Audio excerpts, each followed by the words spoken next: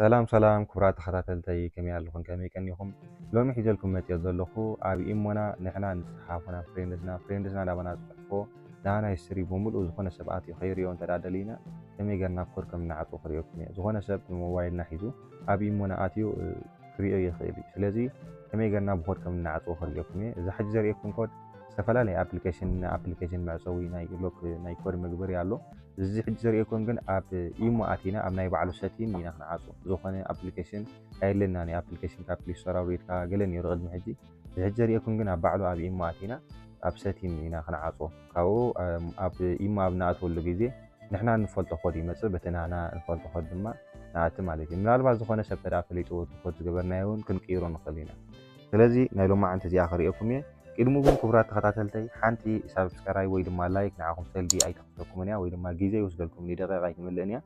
انت دا سبسكرايب زيغيركم سبسكرايب غورو ابزناي دول ملك صايتكم دما اول ولوان سولدو كنتوكم متان كورحكم كوم دما لايك تتعانو لايك تراغيركم نابوزنا سب نخخيت يوتيوب بعد سلازرغحو زي فلطو سبات متان كتقوملا لايك غوريهم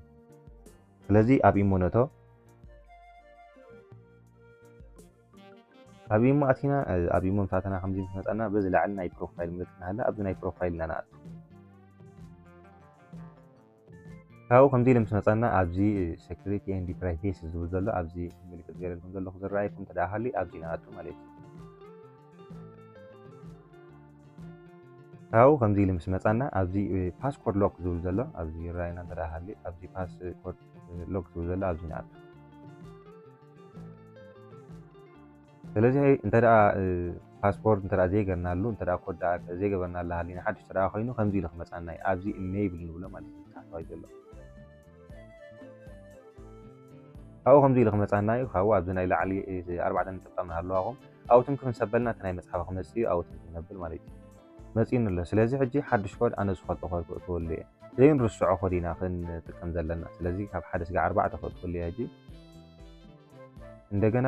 ምስእተኮ እንደገና ድጎም መብለን ልክዕ ከይተጋገና ክንደግሞ ክንፈላለና ተዳ ተጋጊና ይሕልፈናኒ ስለዚህ ልክዕ ንሰንተን መጀመርያ ዝሃብኩ እንደገና ስለዚ ደግሞ ዘለኹ ክሕልፈኒ ማለት እዩ ኦኬ ሕጂ ሕሊፍኒ ኣሎ ሕጂ ዳን ክንብሎ ኢና ኣብዚ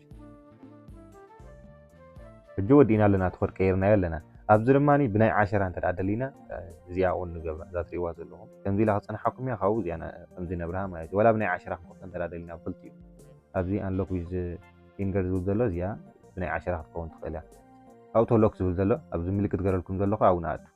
ሕጂ ኣብዚ 1 ደቂቃ ዘሎ ድሕሪ 1 ደቂቃ ዕፆ ከም ዘለዎ እዩ ዝነግር ዘሎ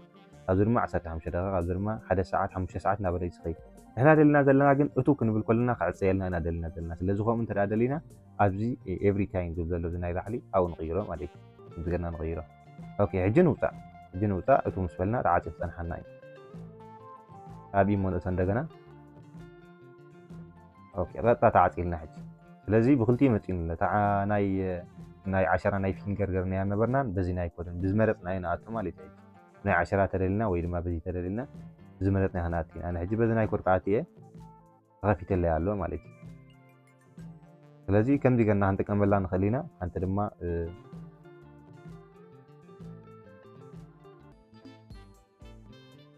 ሕጂ ተኮዳ ደለናየን ክነጥፎ እንተ ደሊና ከምቲ ናይ ቀደሙ ክንመልሶ እንተ ደሊና ኣብዚ ዲስፕሌይ ፓስወርድ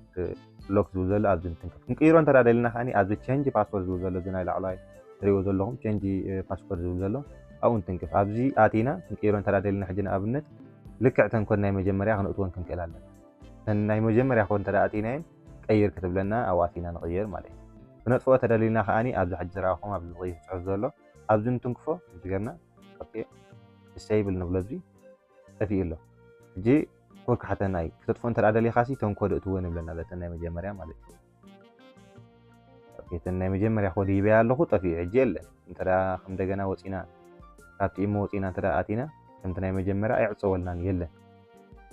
ከምዚ ገርና ኣቲና የለን በቃ ማለት ከምዚ ገርና ክንጥቀመላ ንኽእል ኢና ሓራይ ክቡራት ተኸታተልተይ ናይ ሎም መደብና እዚኣ ትመስል ነይራ ፈቲኹማ ክትኮኑ ተስፋ ኣለኒ ኣነ ንዓኹም የዘናግዕን ይጠቅምን እዩ ዝበልክዎ ሒዘልኩም ክመፅእ ንስኹም ድማ ሳብስክራይብ ብምግባር ኣተባብዑኒ ናብ ካልኦት ኣዕሩኽትኩም ድማ መጠን ክጥቀሙላ ሼር ግበርሎም ኣብ ዝቕፅል ግዜ ስጋዕ ንራኸብ ሰሰና እዩ